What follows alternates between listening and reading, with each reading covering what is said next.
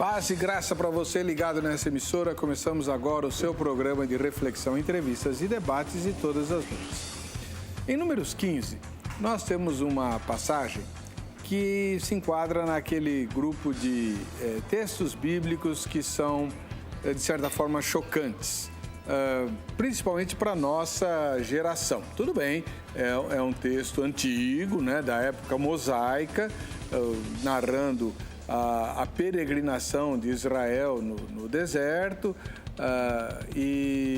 porém, Deus, que é um dos protagonistas da passagem, continua o mesmo. Ele não mudou, nem vai mudar.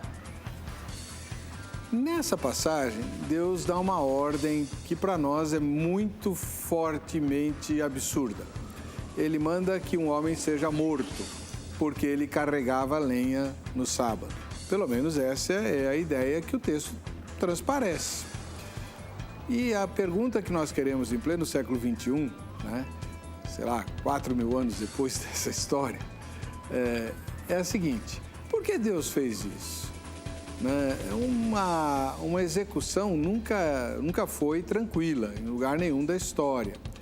E por uma razão tão trivial como essa, carregar a lenha no sábado, o Senhor Jesus, parece-me nos evangelhos, não dava tanta importância assim para essa guarda estrita do dia de descanso. Não consigo imaginar o Senhor Jesus dando uma ordem como essa. Por que o Pai o fez? Essa é uma pergunta que merece reflexão. Está no ar o Vejam Só.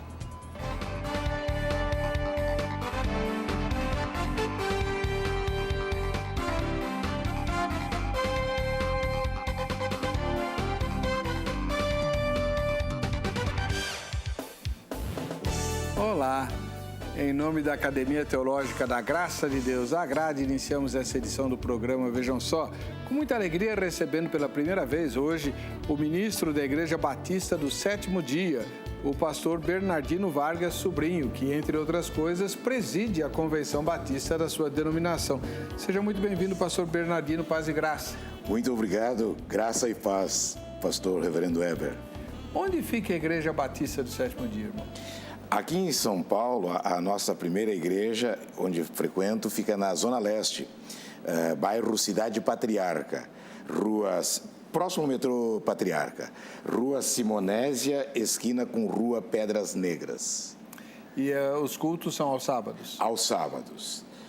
Às 10 horas, nós temos 10 da manhã, Escola Bíblica Sabatina. E em seguida, 1 hora de estudos.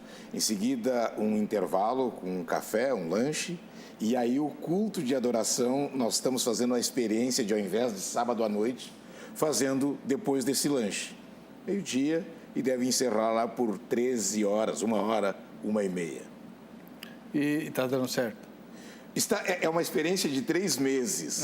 E, por enquanto, está dando certo. Que bom. Então, os cultos são aos sábados. Mas vocês servem café? Servimos café, reverendo. Deixa eu lhe contar uma coisa, bem rapidinho. Um grupo de crentes nos procurou para se tornar Batista do Sétimo Dia no Rio de Janeiro, Baixada Fluminense. E fizemos uma reunião por Skype, para o dia que iríamos lá. E eles queriam nos oferecer um almoço. E o pastor de lá, de Nova Iguaçu, pastor Armênio, minha esposa quer preparar um almoço. Íamos 4 pastores. O que vocês comem? O que a gente pode fazer? A gente come tudo. Não, mas estava frio. Podemos fazer uma feijoada? Minha resposta: só se tiver pé de porco, rabo de porco, toicinho de porco. Ele entendeu o que eu queria dizer. Mas então... Respondi? Aí que está... só porque tem o epíteto Sétimo Dia, todo mundo associa que os sabatistas são todos iguais, né? Sim, associam. E não é verdade? E não é verdade, reverendo. É uma associação indevida, a gente compreende. Claro. Porque o nome identifica. Mas, na verdade, no Brasil, nós estamos há 106 anos... e inexpressivos, uma igreja do Sul, Santa Catarina, Paraná, há 106 anos, no Brasil. Mas na história nós somos do século XVII, 1650, em Londres. Eu tive o privilégio de visitar a primeira igreja batista do sétimo dia nos Estados Unidos da América, em Newport, Rhode Island, mas bem próximo de Boston. E lá tem uma placa do fundador, Stephen Mumford. A igreja foi construída em 1772 e está escrito assim: Stephen Mumford, fiel, servo de Deus, a primeira igreja no Novo Mundo a reverenciar o santo dia de Deus, 1772. Que legal.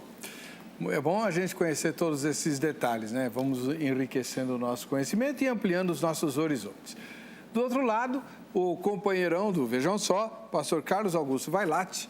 Muito obrigado por voltar ao programa. O senhor que é versado em um monte de coisas, especialmente no Antigo Testamento. Não, acho que você que é versado nas gentilezas, né? Obrigado pelo carinho mais uma vez, pelo convite. Graça e paz ao irmão, graça e paz ao querido pastor Bernardino e também a todos os queridos telespectadores do Vejam Só. Obrigado mais uma vez pelo convite e espero poder contribuir de algum modo acerca da discussão e compreensão de textos tão difíceis e intrigantes como este, ora debatido hoje, de Números 15. Então, obrigado pelo convite. Onde fica a igreja Jaboque? Ela fica ali na Rua Suzana, número 119, Jardim Independência, também Zona Leste de São Paulo, na Vila Prudente, a 1 minutinho do Hospital da Vila Alpina. Então, todas as pessoas, como eu costumo fazer o convite, que morarem ali nas adjacências ou circunvizinhanças e que quiserem eventualmente nos visitar, são todas bem-vindas ali. Qual é o dia de reunião? Nós temos o nosso culto às quartas-feiras, reunião de oração às 8 horas, né? Eu, via de regra, acabo não conseguindo participar, mas temos pastores, amigos que ali estão, porque eu dou aula também nesse dia, né? Mas domingos, em quase todos eles, estou presente. Os cultos ocorrem aos domingos às 18 horas. Antes, às 17, nós temos a escola dominical, emendamos às 18 o culto. E no último domingo de cada mês, mais ou menos à semelhança do que o pastor Bernardino citou, nós temos o culto matutino. Nesse dia nós não temos particularmente escola dominical. O culto começa ali às 10 horas, vai até um meio-dia mais ou menos. E em seguida emendamos também um almoço. E esse almoço às vezes vai até 1, 2, 3, 4 horas. Os irmãos se empolgam, né? Conversas bíblicas, teológicas, enfim, um momento de confraternização e comunhão, que eu creio que são bíblicos importantes. Então, de formas bem gerais, é isso daí. Muito obrigado. Obrigado, Reverendo. Vamos ver a matéria que apresenta o tema e em seguida voltamos com a opinião dos nossos convidados. Vejam só. Jesus, sempre que confrontado pelos fariseus, isso com relação ao sábado, tinha um discurso nada ortodoxo. Muito pelo contrário, ele sempre mostrava que a maneira como era feita estava errada. Mas será que esses judeus não foram ensinados de maneira errada? Bom, nós vamos analisar juntos hoje aqui no Vejam Só uma passagem muito emblemática sobre o assunto. Antes de lermos o trecho base para o nosso estudo de hoje, precisamos ter em mente todo o ensino de Jesus sobre o assunto. Afinal de contas, um dos maiores problemas dos judeus com Cristo foi a questão do sábado. Os debates ficaram muito em torno dessa dúvida, sobre como Jesus fazia contra a prática dos judeus. Fica muito claro que a forma como a liderança judaica estava tratando o assunto não era correta. Eles estavam deixando o próprio Deus de lado por conta da legalidade da guarda do sábado. E aqui está a nossa dúvida, pois iremos hoje ler o texto de Números 15 e responder a seguinte pergunta: por que Deus mandou matar o homem que carregava lenha no sábado? Será que esse episódio não estava presente na mente do judeu? Por isso o zelo, na maioria das vezes, era exagerado com o sábado? Vamos ler 2 versículos do capítulo 15 de Números, para entendermos um pouco melhor essa situação. Estando, pois, os filhos de Israel no deserto, acharam um homem apanhando lenha no dia de sábado. Então disse o Senhor a Moisés: tal homem será morto. Toda a congregação o apedrejará fora do arraial. Deus manda cumprir a lei e apedrejar aquele que desrespeitou. Mas Jesus aponta um caminho diferente para essa questão. Como iremos então harmonizar essa situação? É um detalhe muito interessante que a Bíblia apresenta e que será debatido hoje aqui no Vejam Só, que já está no ar. Por isso, fique ligado. O assunto é tão complicado que nem o Zeca, que sempre tem propostas de solução, conseguiu achar nenhuma. Eu também não tenho nenhuma. Por isso mesmo, trouxemos 2 eruditos para ouvi-los. Vamos começar com o pastor Bernardino Vargas Sobrinho, ele que é ministro da Igreja Batista Sétimo Dia, preside a denominação dele no estado ou no Brasil? No Brasil. No Brasil, entre outras atividades, né? Advogado, jurista e por aí vai. Pastor Bernardino, como o senhor responde na sua primeira fala essa questão? Sim. Eu tenho a impressão que o reverendo pastor Carlos, nisso, a especialidade dele é Antigo Testamento, e nisso nós nos harmonizemos, nos assemelhamos. Eu tenho essa impressão. Mas de antemão, eu quero dizer ao reverendo Heber e aos telespectadores que vejo como deveria olhar as demais situações, como Deus tratava os infratores na vou chamar de velha aliança. Tá bom. Tá? No período mosaico, pelo menos. Eu tenho, por exemplo, o texto que acabou de ser lido, me preocupei em procurar outros textos, pastor Carlos, em que Deus tratou de forma, a meu ver, no superlativo rigorosíssimo com o povo. Eu tenho, por exemplo, Deuteronômio 22, vou pedir permissão para ler, claro. Versinhos 18 a 21.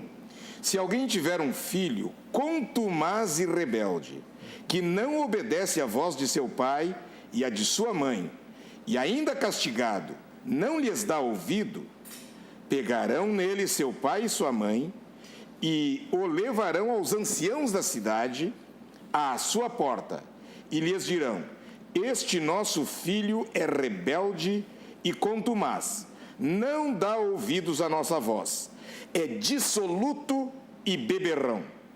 Verso 21. Então todos os homens da sua cidade o apedrejarão, até que morra. Assim eliminarás o mal do meio de ti. Todo Israel ouvirá e temerá. Eu citei, reverendo Weber, só esse exemplo, mas poderíamos falar dos feiticeiros, como Deus tratava, dos rebeldes em geral. E era um tratamento muito rigoroso, era pena de morte. Acredito que a maneira como Deus tratava os seus filhos no passado era pedagógica. Me vem à mente agora palavras do Dr. Warren Wiersbe, que diz que, comentando Gálatas, lá, Deus, por 15 séculos, Israel teve um aio, um tutor, até que estivesse amadurecido para agir como adulto. E Cristo teria trazido essa emancipação e maturidade. Minha forma de responder, a maneira dura porque Deus tratou quem violou o sábado, é a mesma maneira dura que Deus tratou todos os rebeldes e contumazes, não só com relação ao sábado. E aí antecipo, talvez venha essa pergunta, antecipo que Cristo não viu o sábado daquela maneira. E nós, batistas do sétimo dia, temos o sábado de Moisés e o sábado de Cristo. Se houver tempo, eu gostaria de dizer o que eu chamo de o sábado de Cristo e o que eu chamo de o sábado de Moisés. Com certeza, o senhor não sai daqui sem falar isso. Mas vamos lá. Pastor Vailate. Heber, eu diria que Deus ele mandou matar o homem que carregava lenha no dia de sábado, porque presume-se neste caso que a madeira que ele estava transportando, ela seria usada para servir de lenha para cozinhar, o que era expressamente proibido de se fazer no dia de sábado. Então, respondendo bem objetivamente à questão. Para fundamentar melhor isso, Êxodo 31, Êxodo 35, versículos 1 a 3 diz: Então fez Moisés ajuntar toda a congregação dos filhos de Israel e disse-lhes: Estas são as palavras que o Senhor ordenou que se cumprissem. 6 dias se trabalhará, mas o 7º dia vos será santo, o sábado do repouso ao Senhor. Todo aquele que fizer obra nele morrerá.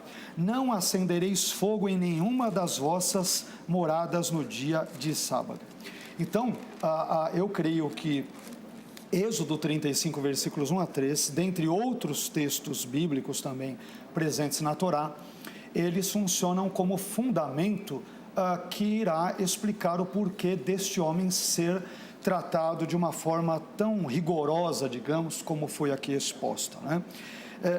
Só que eu creio que nós temos uma outra explicação para darmos aqui também, que não está evidente no texto, mas eu creio que talvez nos ajude a compreendê-lo melhor. Eu não sei se você me permite, Heber, mas lendo o texto, olha o que o texto diz ali, Números 15, 32 a 36, se eu puder lê-lo e trazer algumas pontuações. Números 15, 32 a 36. Estando, pois, os filhos de Israel no deserto, acharam um homem apanhando lenha no dia de sábado. Então, essa questão, ele deveria, presume-se, estar apanhando lenha para fazer uma fogueira e, portanto, cozinhar para sua família, o que no dia de sábado era proibido. E os que o acharam apanhando lenha, ele foi flagrado nisso, o trouxeram a Moisés e Arão e a toda a congregação, e o puseram em guarda. Aqui nós temos uma observação curiosa. Normalmente, não havia uma detenção prévia ou provisória no que diz respeito ao indivíduo que ele era flagrado, por exemplo, apanhando lenha ou transgredindo um determinado mandamento. Isso não é comum nem na lei mosaica, bem como na legislação comum do Antigo Oriente Próximo, no sentido mais amplo. Então, parece-me, e quem vai mais ou menos na esteira desse pensamento é um judeu, por mim já citado, um rabino importante, que ele vive entre o 11º e 12º século, salvo engano eu devo tê-lo citado no último programa, que foi Rashi. Rashi, um acrônimo para o Rabi Shlomo ben Yitzhak, que vive entre os séculos 12 e 13. E ele dirá o seguinte, que essa detenção feita quanto a esse indivíduo, até que se soubesse exatamente o que haveria de ser feito para puni-lo, ela tinha, por exemplo, o propósito de fazê-lo rever ou refletir sobre a sua conduta e, portanto, permitir-lhe tempo hábil para arrependimento. Lembrando que isso é uma leitura do texto, uma inferência, não está explícito no texto, mas eu diria que é uma possibilidade. Então, a ideia da detenção ou seria, o que nós vamos fazer com ele? E Rashi, inclusive, cita que as pessoas da congregação, Moisés, Arão, enfim, eles tentaram dissuadi-lo daquilo que ele havia feito. Olha, arrependa-se do que você fez. Se você deixar a lenha e voltar a tocar a sua vida normal e tudo, então nós não precisaremos puni-lo. Mas ele foi irredutível na sua postura, o que, por conseguinte, acabou acarretando no rigor da punição que ele recebera. Então, segundo a leitura de Rashi, este homem, ele teve a oportunidade para se arrepender do seu ato, ele poderia ter de fato, efetivamente feito uma certa meia-culpa, poderia ter se arrependido daquilo que fizera e, portanto, caso este fosse a situação ali presente, ele poderia se arrepender da situação e, portanto, ser poupado. Então, a partir dessa leitura, eu teria essa perspectiva. Então, por que Deus mandou matar? Porque, inferindo essa possibilidade de arrependimento com base na tradição rabínica, em que pese estar ausente do texto, podendo voltar atrás na sua ação, ele não voltou, ele foi, portanto, deliberado no seu ato, no seu pecado, ele certamente conhecia a lei de Moisés,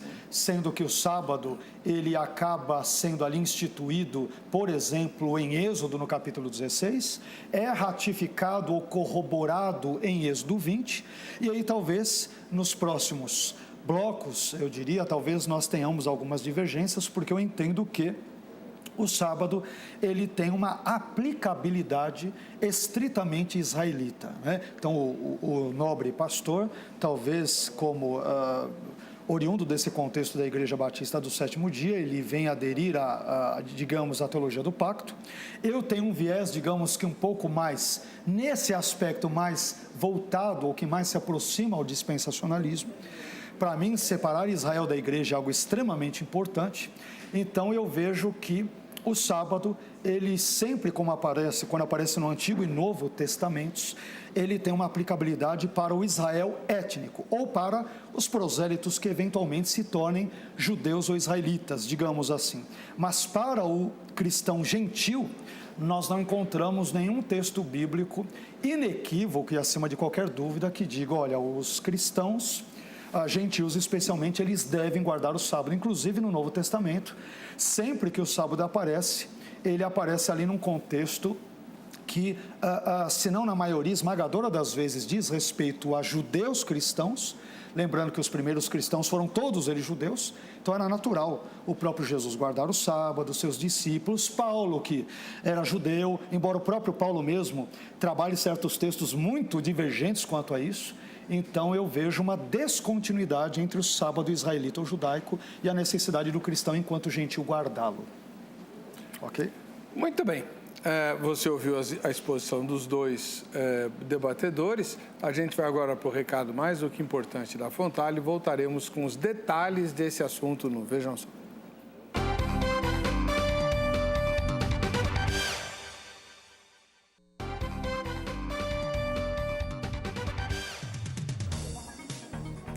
Muito bem, esse é o programa Vejam Só, com essa imagem que fala por si mesmo, né? A Bíblia sempre em primeiro plano.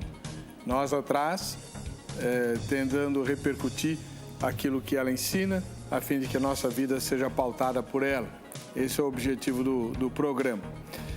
Nós estamos hoje discutindo por que Deus mandou matar um homem que carregava lenha no dia de sábado. A história está em Números capítulo 15, você ouviu os irmãos explicando a respeito desse assunto. Agora, a gente precisa tratar dos detalhes, né?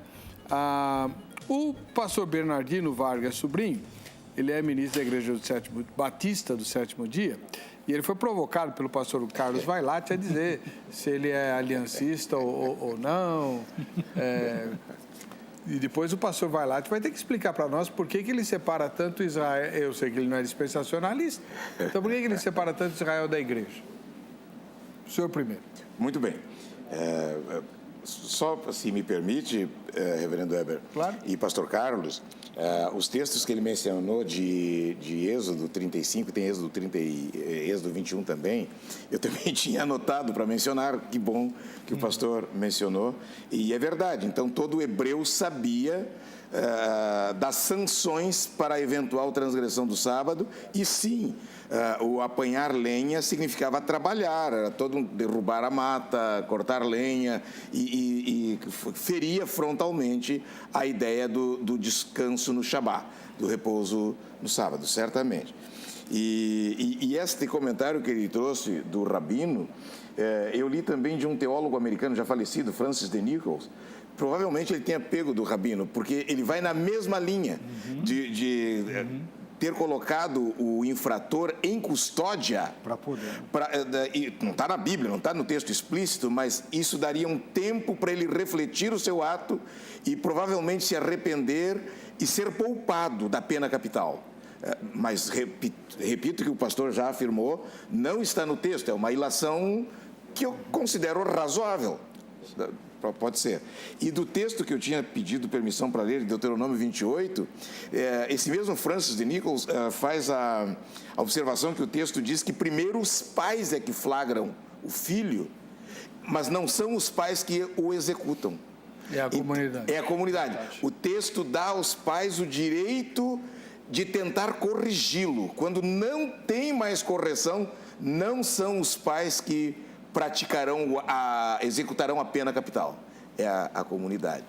Também me parece muito interessante. Bom, realmente nós divergimos nisso. Nós, batistas do Sétimo Dia, acreditamos que a lei de Deus, e aí não somos nós que classificamos as diversas leis. Eu sempre vi pessoas classificando, tem lei moral e lei cerimonial. O mais comum é falar isso, lei moral e lei cerimonial. E há uns anos atrás, talvez até pela minha profissão no direito, eu me dei ao luxo de começar a investigar as muitas leis em Israel. E eu achei mais de uma dezena de naturezas. Então, há uma igreja aí que, quando vai defender o sábado, uma igreja famosa, fala assim, não, mas isso era lei cerimonial. E tudo é lei cerimonial. Tem coisa que eles dizem que era lei cerimonial que não era lei cerimonial. Era lei de saúde, não tem nada a ver com cerimônia. Era legislação sanitária. Tinha legislação penal, tinha legislação agrária, o descanso sabático da terra. Legislação agrária, eu nunca li alguém falar de leis agrárias em Israel no período mosaico. Então, só para dizer, mas nós acreditamos que a lei moral, e aí nós chamamos de lei moral os 10 mandamentos, nós acreditamos que ela não se restringiu a Israel, que ela é para os filhos de Deus em todos os tempos, inclusive antes de haver Israel. Tá bom? E depois de Israel também, lei moral. Repito, nós não vemos o sábado em Jesus e em Paulo como eu vejo na velha aliança. E gostaria sim de dizer, então, como é que nós vemos? Mas cremos que a lei moral de Deus permanece em plena vigência. E eu concordo com os resumos de resumir a lei em 2 mandamentos: amar a Deus sobre todas as coisas, amar o próximo como a mim mesmo. Mas ao fazê-lo, fazer essa síntese, eu não entendo que eu esteja jogando os demais mandamentos no lixo, relegando a segundo plano. No lixo está muito forte, então, relegando a segundo plano. E Paulo chegou a resumir no amor. No amor. E eu também vou com Paulo, sem desprezar os demais. E aí eu só queria lembrar, Tiago, acho que é tão feliz quando ele fala que aquele que diz que guarda toda a lei e tropeça num ponto só, quebrou toda, se torna culpado de todos. E eu pergunto para os meus irmãos batistas do 7º dia, há muitos legalistas na minha igreja. A gente pensa que são só os adventistas. Em qual que não há? Não, mas na minha há. E eu choco, reverendo Weber, quando viajo por esse Brasilzão afora e prego um dos sermões em Marcos 9, em João 9, a cura do cego de nascença. E tem toda a descrição da cura do cego e tem um verso solto. O verso 15 diz assim, e era sábado. Não tem nada a ver com toda a cura, e era sábado. E eu peço para os irmãos na pregação, sublinhe esse verso, e era sábado, porque nós vamos voltar nele.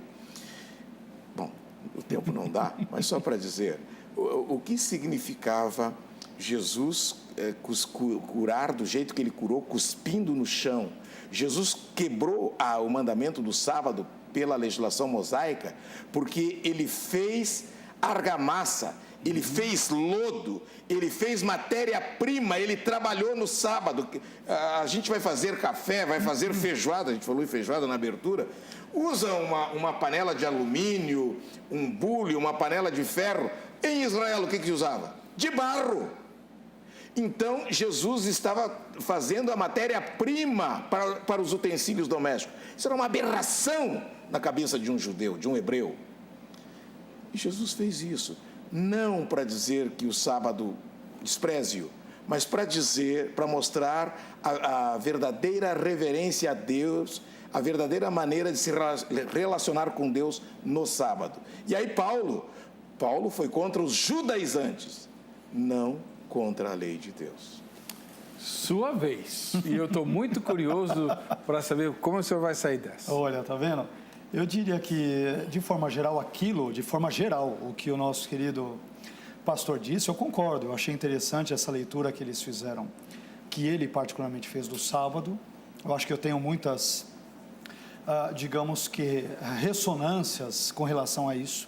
A minha preocupação diz respeito à vigência do decálogo. É claro que hoje nós não temos licença para sair matando, adulterando e tudo mais. A questão é, todos os 9, vamos dizer, mandamentos do Decálogo, tanto de Êxodo 20, quanto do texto paralelo de Deuteronômio 5, são reiterados no Novo Testamento, à exceção curiosa do sábado. Além de vários outros textos que Paulo cita, para ficar só em Paulo, porque Paulo cita uma série de textos onde ele vai criticar essa questão da lei como um todo, e dizendo que a partir do momento em que surge o evento Cristo, aquilo que envolvia a antiga aliança se tornou obsoleto, né? E aí, concordo nesse aspecto com o pastor, o que acaba vigorando a partir do evento Cristo é o amor a Deus, acima de tudo, evidentemente, os homens como a si mesmo. E a partir desta perspectiva voltada e centrada no amor, é que as nossas relações serão pautadas. E, obviamente, se eu amo a Deus e ao próximo, eu não vou matar, eu não vou roubar, eu não vou fazer todos os demais elementos presentes nos 10 mandamentos, não porque eles tenham essa vigência hoje ou porque se nos aplica enquanto cristãos, mas porque a lei de Cristo, superior aos mandamentos e que, portanto, os torna nesse aspecto ultrapassados e obsoletos, ela já traz em si mesma todos esses elementos. Se você me permite a leitura de alguns textos, é claro que eu não teria tempo também, mas Paulo cita vários textos que eu diria que favorecem um conceito de descontinuidade entre o Antigo Testamento, entre a lei veterotestamentária e o contexto neotestamentário a partir da pessoa, vida e obras de Cristo. Então, por exemplo, então faz assim, pega o texto mais forte. Poxa, textos tem muito, hein? Você quer que eu pegue? O mais forte. O mais forte eu vou pegar, eu poderia pegar Romanos, Coríntios, vou pegar 2 aos Coríntios. Tá bom, vamos lá. 2 aos Coríntios, capítulo 3. Vamos embora. Pode ser? Então, vamos lá. Como eu vou citar então só, já que eu vou reduzir, eu vou citar um pouquinho mais extenso. Tá bem. 2 Coríntios 3, versículos 7 a 14, imaginando até o que você possa depois trabalhar. Mas vamos lá. 2 Coríntios 3, versículos 7 a 14. E se o ministério da morte gravado com letras em pedras vem em glória, de maneira que os filhos de Israel não podiam fitar os olhos na face de Moisés por causa da glória do seu rosto, a qual era transitória, como não será de maior glória o ministério do Espírito? Porque se o ministério da condenação foi glorioso, muito mais excederá em glória o ministério da justiça. Porque também o que foi glorificado, nesta parte não foi glorificado por causa desta excelente glória. Aí vem o versículo 11, 2 Coríntios 3, 11. Porque se o que era transitório foi para a glória, muito mais é em glória o que permanece. Tendo, pois, tal esperança, usamos de muita ousadia no falar. E não somos como Moisés, que punha um véu sobre a sua face, para que os filhos de Israel não olhassem firmemente para o fim daquilo que era transitório. E aí vem os versículos, na verdade o versículo 14, que é o mais forte de todos, 2 Coríntios 3, 14. Mas os seus sentidos foram endurecidos, porque até hoje o mesmo véu está por levantar na lição do Velho Testamento, a expressão grega palaias diathekes, que quer dizer antiga aliança, isto é, o mesmo véu está por levantar na aliança da antiga aliança, a qual foi por Cristo abolida. Eu poderia citar vários textos parecidos em Romanos, em Gálatas, em Colossenses, especialmente que envolvem o sábado, né? Colossenses famoso, capítulo 2, versículos 14 a 17. Então, de forma resumida, eu entendo que quando Paulo diz que o fim da lei é Cristo, outro texto, Romanos 10, ali naquele contexto todo, a palavra grego telos, quer dizer, aponta para Cristo como objetivo da lei e, ao mesmo tempo, o término da lei. Quer dizer, a lei encontra um término, ela encontra o seu cumprimento na pessoa, vida, obras, morte, ressurreição, ascensão de Cristo, tornando dispensáveis, portanto, estes elementos. Aliás, pegando o gancho da fala do pastor sobre Tiago, quer dizer, se eu for obedecer toda a lei, ao errar no único ponto, eu me torno responsável por toda ela. Lembrando então, que Tiago é do Novo Testamento, né? Sim, perfeito. E lembrando que ele também é judeu e escreve para uma igreja predominantemente judaica. Ele fala sobre as tribos de Israel dispersas. Usa a palavra grega sinagoga. Esses judeus que ele está escrevendo são cristãos? Judeus cristãos, sim, perfeito. São judeus cristãos. Então tudo que ele escreve serve para os cristãos? Dependendo da questão que você citar, eu diria que sim. Dependendo da questão, eu diria que não. Qual que não se... Por exemplo, você não encontrará a ideia da observância do sábado. Você não encontrará. Há cristãos gentios, você não encontrará isto num único versículo de forma clara e escancarada no Não, Novo então eu não Testamento. entendi. Agora eu estou confuso. Me Vamos ajuda lá, aí. vamos lá. Os apóstolos, entre eles Tiago, Sim. dizem, então, se você é cristão e judeu, você tem que guardar o sábado. Se você é cristão e gentil, você não tem que guardar o sábado. É isso?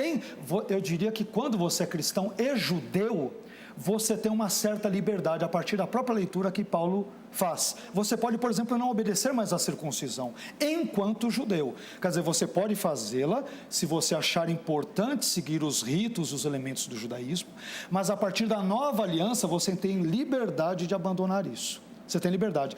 Algo que não se aplica na minha leitura a alguém que é um cristão gentil. Enquanto o cristão gentil, por razões óbvias, ele não tem que obedecer ao judaísmo. Já o cristão judeu, ele tem uma liberdade de ou seguir os elementos da lei, enquanto judeu e pertencente ao contexto étnico judaico, como não pode fazê-lo a partir da liberdade que ele encontra em Cristo. Essa é a leitura que eu faço. O senhor pode me ajudar? Vamos lá. Bom, antes de mais nada, eu sei que é chover no molhado, mas eu peço permissão para dizer o que eu falei para o pastor Carlos, enquanto nós aguardávamos o programa, que... Não falei para o pastor Carlos, falei para o pastor André, que está comigo, eu acho que eu não falei para o pastor, que em casa oramos e pedindo que... Acho que eu falei assim para ti, né? Oramos para que Deus iluminasse o pastor Carlos e Deus iluminasse-me a mim e iluminasse o reverendo Weber, para que tudo que formos falar aqui edifique o corpo de Cristo. E esta é, de fato, a minha expectativa, e eu sei que é a expectativa dos pastores. Então, eu só estou confirmando, tá bom? Mas só para dizer, sobre o fim da lei é Cristo, e o pastor falou a palavra grega telos, e telos é fim no sentido de finalidade, tá bom?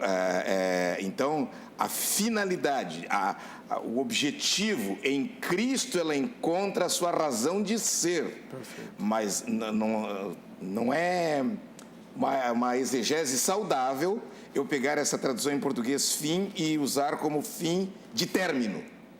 Poderia até ser, mas não é o que a palavra telos está dizendo. Bom, muito bem. Sobre a descontinuidade, pastor, e sobre Tiago, eu comecei falando e não concluí quando eu disse que aquele que guarda toda a lei tropeça num só ponto, se torna culpado de todos. Na pregação eu pergunto, e nas aulas também eu pergunto, quem guarda toda a lei? E a resposta é muito óbvia, ninguém. E isso é ruim para um sabatista, quando a gente afirma isso para um sabatista. Um irmão não sabatista convive bem com isso, mas um irmão sabatista tem dificuldade. E aí eu uso uma ilustração que não é minha, e eu nem sou nada bom de cozinha, sou um gaúcho que mal assa um churrasco de vez em quando, mas quem é bom de cozinha, a ilustração é com omelete. Pega um vasilhame para fazer 10 omeletes e quebra o primeiro ovo bom, o segundo, o quinto, o sexto, o nono, o 10º é podre, mas caiu ali junto com os outros. Dá para salvar o omelete? Estragou tudo. Então, quer se salvar pela guarda da lei. Quebrou um, estragou tudo, apodreceu tudo. Então, nosso entendimento é que tanto Tiago quanto Paulo e o próprio Jesus procurou corrigir o relacionamento errôneo para com a lei de Deus. Não precisa ter um teólogo sabatista, poderia citar uma meia dúzia de teólogos, de professores, que não são sabatistas e que, ao falarem da lei de Deus, dizem a finalidade da lei não era salvar, era mostrar o pecado.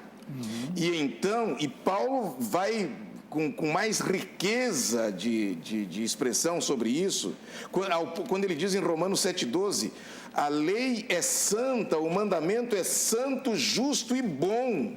O defeito não está na lei, porque a lei não veio para salvar, ela veio para me mostrar onde está a minha falha.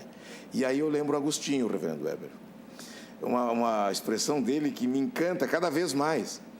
A lei foi dada para que a graça pudesse ser exigida, e a graça foi dada para que a lei pudesse ser cumprida. Volto a perguntar, alguém cumpre a lei? Não. E aí entra a doutrina da graça e da justificação pela fé. Jesus o fez por mim. E eu creio na obra dele. E eu sou salvo pela obra dele, não pela minha. Então por que tu guarda o sábado, vocês me perguntam? Ou procuras guardar o sábado?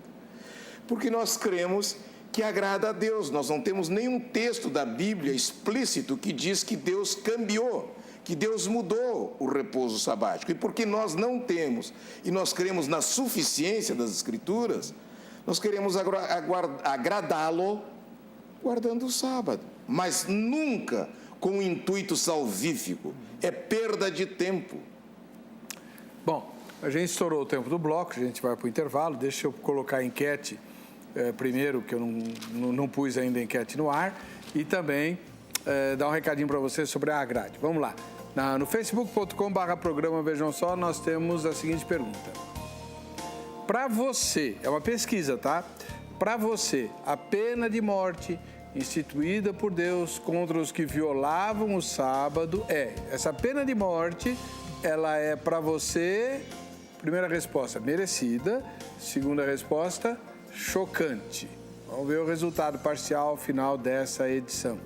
Aí você fala assim, mas tem textos assim na Bíblia? Tem textos escabrosos na palavra de Deus. Venha conhecer a Bíblia conosco, porque aí você, além de conhecer, vai também aprender as respostas, né? Para que serve? Por exemplo, no próximo bloco agora, meus dois convidados, tanto o pastor da Igreja Batista Sétimo Dia, quanto o pastor da Igreja Evangélica Chaboque, vão ter que dizer no que essa passagem de Números ajuda a mim e a você a servirmos melhor ao Senhor, tá? E a grade se propõe a isso. Liga amanhã no horário comercial para a grade e se informa sobre os endereços. 0 Operadora 11 3115 0819, 3115 0819 em São Paulo. Vamos para o intervalo, voltamos já.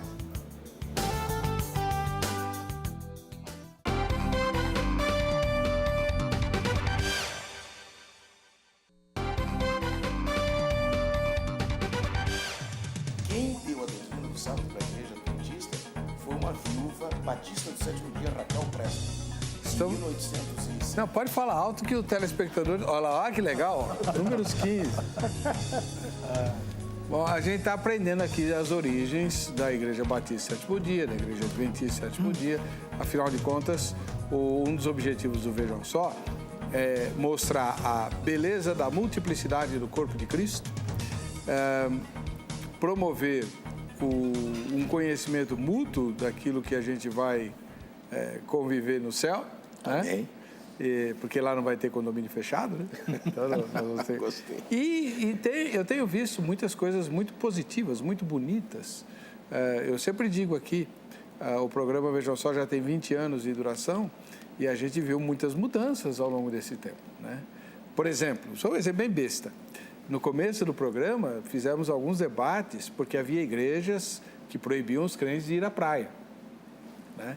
Eu não consigo mais fazer esse debate. Os pastores ainda estão vivos, mas eles mudaram de opinião. Você vê que interessante, né? Entendeu? É verdade, é verdade. E por aí vai. Agora, vamos lá. O nosso assunto hoje é sábado. Deus mandou matar um homem no sábado.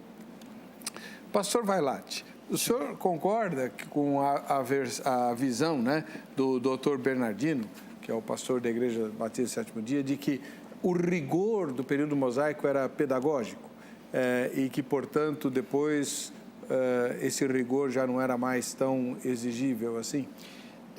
Nesse aspecto em particular, eu concordo, né? Eu concordo porque hoje você talvez, por exemplo, poderia me perguntar, mas Vailate, porque hoje as pessoas que, no judaísmo, por exemplo, quando transgridem o sábado, não são apedrejadas hoje? Então, essa é uma pergunta importante. Eu diria que porque no Antigo Testamento você tinha um regime, digamos que político, teocrático. Hoje nós temos um regime político democrático. No próprio Estado de hoje, assim chamado Israel, você tem ali, por exemplo, o regime político que é o parlamentarismo, né? Então você tem um primeiro-ministro, Benjamin Netanyahu, que é eleito por sua vez por um parlamento, que por sua vez é eleito pelo povo.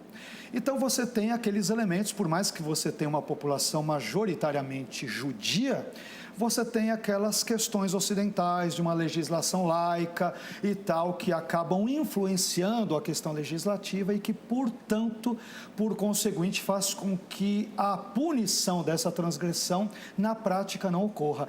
Embora no Iêmen e outros contextos, ou até mesmo em Israel, em bairros bem mais, digamos que ultra-ortodoxos, dependendo da vestimenta e tudo ali, de acordo com o bairro, você pode passar ali e levar pedrada dos judeus. Se você for para o bairro de Mea Shearim, dependendo da maneira como o homem ou a mulher estiverem vestidos, o judeu chegará ali, ele poderá fazer ameaças verbais, ele dirá, olha, você não é bem-vindo no bairro, saia daqui, e se você persistir, ele ou crianças, eles atiram pedras, às vezes pedras grandes, para deixar bem claro que aqueles indivíduos, talvez pela vestimenta, por N outros fatores, não são ali bem-vindos, tá? Mas são mais a questão de exceção. Então, nesse aspecto, eu concordo particularmente. Entrando só na fala dele, Heber, se você me permite, quando eu comentei lá Romanos 10:4, né, porque o fim da lei é Cristo, eu deixei claro que a palavra grega telos, ela aponta assim para um objetivo, mas também pode ser entendida de acordo com os autores. Ele disse que poderia citar vários que entendessem de uma forma, eu poderia citar tantos outros que evidentemente entendem também que não aponta apenas a lei para telos como o objetivo que é Cristo, mas também como um término, isto é, a partir de Cristo você tem elementos da lei ou a própria lei que se tornam obsoletos, como por exemplo lemos agora há pouco em 2 Coríntios 3, eu poderia citar vários e vários textos de Paulo no Novo Testamento que apontam para isso. Dentro de Romanos, e talvez entrando depois na sua questão, ainda Romanos 14, olha que texto interessante, versículos 1-6, tem a ver com essa questão da a contemporaneidade ou não do sábado nos dias, com perdão pela redundância, nos dias atuais. A igreja de Roma, a qual Paulo escreve, parece-me, de acordo com vários estudiosos, incluindo F.F. Bruce, entre outros, ela era uma igreja mista, composta de judeus e gentios. Daí aquele meu argumento de judeus e gentios. Isso, o argumento que eu dei, talvez, não é uma coisa estrita, mas talvez encontre ressonância em Romanos 14, versículos 1-6, para explicitar o que eu quis dizer. Eu acho que vai ficar mais claro. Olha o que Paulo diz, rapidamente. Acolhei ao que é débil na fé, não porém para discutir opiniões. Um crê que de tudo pode comer, eu creio que diz respeito ao gentil crente. Mas o débil, que é o judeu crente, come legumes. Então ele está fazendo um contraste na minha leitura, né? Craig Bloomberg e vários outros autores têm uma leitura semelhante. Quem come não despreze o que não come, e o que não come não julgue o que come, porque Deus o acolheu. Quem és tu que julgas o servo alheio? Para o seu próprio Senhor está em pé ou cai, mas estará em pé porque o Senhor é poderoso para o suster. Versículo 5. Um faz diferença entre dia e dia, o cristão judeu, para ele é importante a guarda do sábado e tudo. Outro, que é o cristão gentio, dentro de uma comunidade mista, julga iguais todos os dias. Cada um tem opinião bem definida em sua própria mente. Quem distingue entre dia e dia, para o Senhor o faz, que é o cristão judeu. E quem come para o Senhor come, porque dá graças a Deus, e quem não come para o Senhor não come, dá graças a Deus. Então eu creio que essa leitura, ela é fundamentada nesse aspecto, daí o porquê da resposta que eu lhe dei. Quanto à pergunta, eu não sei se posso entrar nela, você tinha levantado a questão de como nós podemos entender Números 15, versículos 32-36, que tipo de lição esse texto nos traz. De novo, embora eu entenda que esse texto não se nos aplique a nós cristãos gentios no contexto contemporâneo, ou judeus também, não necessariamente, pelas razões que eu citei no bloco anterior, né? Pela liberdade que há em Cristo, mas eu diria que uma das lições que nós temos é que a ordem de Deus, ela deve ser obedecida. Claro que ali estamos tratando de uma dispensação ou de um contexto específico veterotestamentário que não se nos aplica mais hoje, mas que naquela época tinha a sua vigência. E, portanto, aquele homem, como judeu e pertencente à comunidade israelita ou judaica mais ampla, ele deveria obedecer a Deus e que, além disso, apesar da possibilidade e oportunidade que teve de se arrepender dos seus atos, conforme a leitura que nós ambos inferimos, que não está clara no texto, mas talvez seja razoável inferi-la, ele poderia ter se arrependido do seu pecado de levar ali a lenha num dia inapropriado, tanto quanto Deus nos dá oportunidade para nos arrependermos dos nossos pecados por meio daquilo que Cristo conquistou por nós na cruz, de modo que, em termos já salvíficos, ninguém precisa ir para o inferno, mas ele vai se resistir à graça de Deus, se tripudiar da cruz, se rejeitar aos inúmeros apelos ao arrependimento que Deus nos faz no Antigo e Novo Testamentos, no Antigo à comunidade israelita e no Novo aos cristãos. Então, eu diria que estas são as lições básicas. Não devemos tripudiar da lei de Deus, devemos levar a sua ordem a sério, e também não devemos desprezar as segundas chances que Ele graciosamente nos dá. Em termos bem amplos, eu digo isso. Pastor Bernardino, o senhor,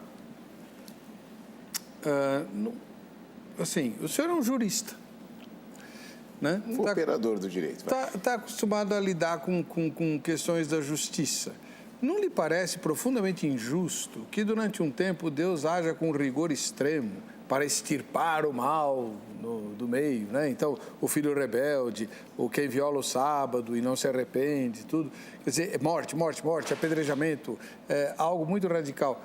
E o mal nunca foi extirpado. Certo. Né? Quer dizer, essa solução não resolveu. E depois, Deus diz, não, tudo bem, né? Por exemplo, eu acho muito bonita a maneira como os sabatistas, todos eles, olham para o sábado como algo, como um dia muito diferente e deleitoso. Isso é muito, muito bonito para mim, porque se há uma coisa que o crente comum faz na minha opinião, é profanar o domingo. Tudo bem, eu guardo o domingo, mas eu tenho comunhão com Deus fora do culto, eu tenho prazer nas coisas que Deus criou, eu me deleito no Senhor, ou o domingo é dia de carne, de satisfazer a carne. Ora, né? Pelo menos os sabatistas têm essa vantagem, né? Eles... Tá bom. E o rigor de Deus? Tá bom. A pergunta inicial se parece injusto. Uhum. Sim, me parece injusto, sim. Só que nós acreditamos que toda a Escritura é inspirada. Na inerrância das Escrituras, nós acreditamos. E acreditamos que ela permanece como um todo ou cai. Nós repudiamos, é forte a expressão, então nós rejeitamos aquela expressão que está em voga, a gente nem conversou, pastor Carlos, mas está em voga, Jesus é a chave hermenêutica. Eu acho bonita, a expressão é bonita, mas o que está subjacente... Esses dias, um casal de intelectuais conversando comigo, me convidaram para jantar e puxaram esse assunto e eles vieram defender que a gente poderia ser crente só com os evangelhos, jogar fora o Velho Testamento e os escritos de Paulo. Credo. Só o que Jesus... Minha resposta... Pior que Marcião. Mas eu pensei no Marcião agora há pouco. Minha resposta, mesmo os evangelhos... Não foi Jesus que escreveu. Pois é. Foram homens santos, inspirados pelo Espírito Santo, como foi Paulo, como foi Daniel, como foi Moisés. Então, está superado. Não somos marcionitas de um Deus tirano do Velho Testamento e um Deus bonzinho do Novo. Não dá. Não cremos assim. Mas olhando a minha ótica... com os conceitos que a gente tem hoje de justiça, de dignidade da pessoa humana, o Velho Testamento é pesadíssimo. E aí eu só tenho como recurso entender que a revelação é progressiva, que a vereda do justo, Provérbios 4,18, é como a luz da aurora, que vai brilhando mais até ser dia pleno, e que então a relação, o trato de Deus com Israel... Vou chamar de dispensação sem compromisso técnico. Naquela dispensação era pedagógico e eles foram num crescendo, mas mesmo assim Jesus veio para o que era seu e os seus não o receberam e eles entenderam tudo errado a mensagem de Cristo. Concordo também. E por último, reverendo, para não estourar o tempo nesta fase agora, sobre a pregação de Paulo, para ele distinguia entre crentes, gentios e judeus, eu concordo com o pastor Carlos, e com uma pequena ressalva. Atos 15. Os judaizantes deturparam tanto a graça que os apóstolos sentiram a necessidade de convocar o primeiro concílio da igreja cristã, que está em Atos 15, e lá está estabelecido o que seria exigido para convertidos, e é para judeus e gentios, que nada se lhes impõe, apareceu bem ao Espírito Santo, bem como aos demais apóstolos, que vos abstenhais dos alimentos oferecidos aos ídolos, das relações sexuais ilícitas e tal. Então, me parece que na nova aliança há esse esforço de manter uma relação com Deus, uma correta relação com Deus, na experiência da graça. A lei não estava sendo jogada no lixo, é a nossa visão, porém, a lei deveria ser colocada no seu lugar, e aí eu pego com William Barclay a ideia de um espelho. A minha gravata está torta, e eu estou aqui com um espelho, e o espelho me mostra que a gravata está torta. Ele põe a gravata no lugar, eu ponho. O espelho não presta, ele presta para a finalidade dele. Os judeus deturparam a finalidade da lei e fizeram da sua observância um meio de salvação. Tentavam o impossível. E todo crente hoje, evangélico, batista do sétimo dia, adventista, que tenta se salvar pela guarda do sábado, está desgraçadamente perdido. Pastor Vailate. Sim. A mesma pergunta, não lhe parece que Deus é muito injusto ao fazer o que ele fez aí, em Números 15? Principalmente porque nós não cremos em reencarnação. Não existe uma outra forma desse pobre homem viver, e todos aqueles que foram martirizados por ordem de Deus, por questões que nós hoje consideramos menores. Sim. Né? E depois vem Jesus e tudo bem, é muito estranho. Substancialmente eu concordo com o pastor na fala dele, lembrando que na minha perspectiva eu não entendo que a lei não sirva para nada ou joga no lixo, algo do gênero, e nem que o pastor tenha sugerido isso na minha fala também, né? Mas ela teve o seu propósito transitório, para usar a linguagem paulina. Sim. E que a partir de Cristo se torna obsoleta, mas é claro que ela não deve ser jogada no lixo, porque ela aponta para Cristo, né? Mas eu não entendo, mais uma vez, voltando para esse caso e tantos outros, né? Nós podemos pegar casos piores do que esse, infinitamente piores. O caso na matança dos cananeus, Sim. Que, aliás, já discutimos aqui, eu com outro reverendo, em outro contexto. Quer dizer, Deus chega lá em Josué e fala, olha, extermine todo mundo, homens, mulheres, crianças, bois, não sobre nada, vai muito além de uma pessoa. Claro que você vai entrar numa questão quantitativa. A questão é, Deus lhes dera tempo hábil para tal. Quando vamos para Gênesis 15, versículos 13 a 16, Deus diz para Abraão, Abraão, claro, parafraseando, você vai morrer, mas a sua descendência será peregrina em terra estranha, vão afligi-los por 400 anos, Êxodo 12, 40 será mais pontual e dirá 430 anos, quase meio milênio. E eu vou permitir isso até que se cumpra, né, a medida ali da justiça, da injustiça, melhor dizendo, do cálice dos amorreus, que eram subgrupos de cananeus. Em outras palavras, eu vou dar meio milênio, por quê? Para eles se arrependerem, porque Raabe se arrependeu e, portanto, ela foi poupada. Ela conheceu sobre o Deus de Israel, ouviu sobre ele. Isto implica, na minha leitura, que os outros cananeus também teriam a possibilidade de fazê-lo.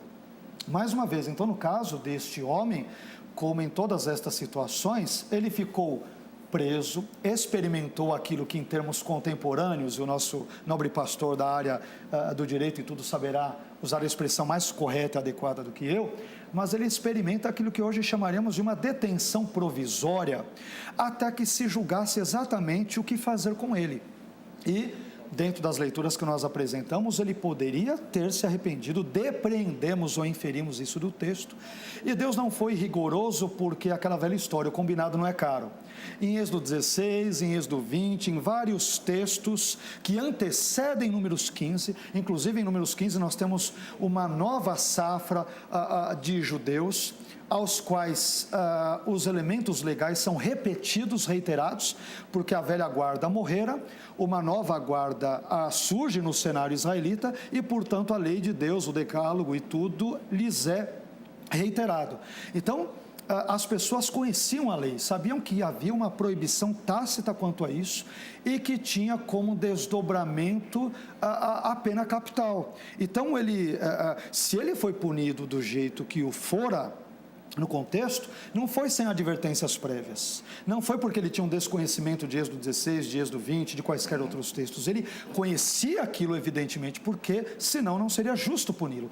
Teve um tempo para refletir sobre o seu ato, estando preso previamente, até Deus falar pontualmente a Moisés e Arão e a congregação que eles deveriam fazer, mas ele não fez. Então, Deus, claro que ele age de uma leitura humana de forma rigorosa, mas plenamente justa. Deus sempre é justo, correto e perfeito em todos os seus atos, punições, quer vétero, quer neotestamentárias, quer contemporâneas. Ele é absolutamente perfeito em todos os seus caminhos. Amém.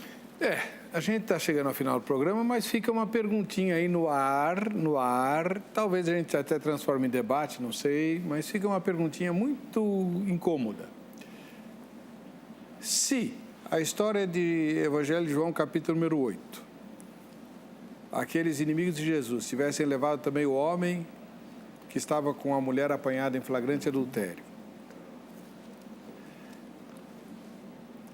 o Senhor Jesus teria permitido que ela fosse apedrejada, porque assim a lei o ordenava? Ele não impediu o apedrejamento, mas usou de um artifício. Sim. Que expunha a falsidade e farisaísmo dos acusadores.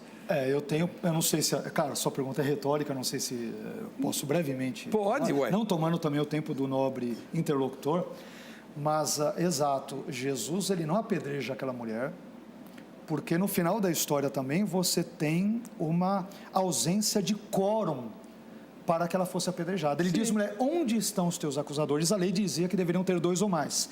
Ninguém ficou, não. Então, com base nessa ausência de quórum, sim, nem eu também faço nada. Não, agora, mas... poderia talvez ter ocorrido de uma forma distinta. Não que Jesus desejasse. E a situação foi injusta. Trouxeram sua mulher, não trouxeram o homem. Sim. Não tinha o quórum das 2 testemunhas, estava tudo errado. Mas Jesus Cristo, Filho de Deus, o Nazareno, autorizando um apedrejamento?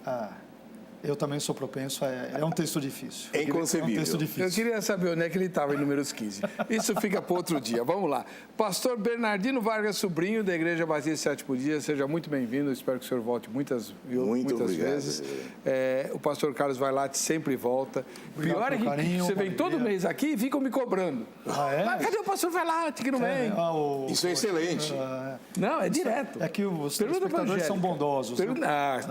Obrigado a vocês e a todo mundo. Eu agradeço o carinho. Obrigado, viu? Vamos ver o resultado da enquete? 59%, será que foi merecida? Uau! Me surpreendeu para mim. A gente se vê no próximo Vejam Só. Olha lá, olha só.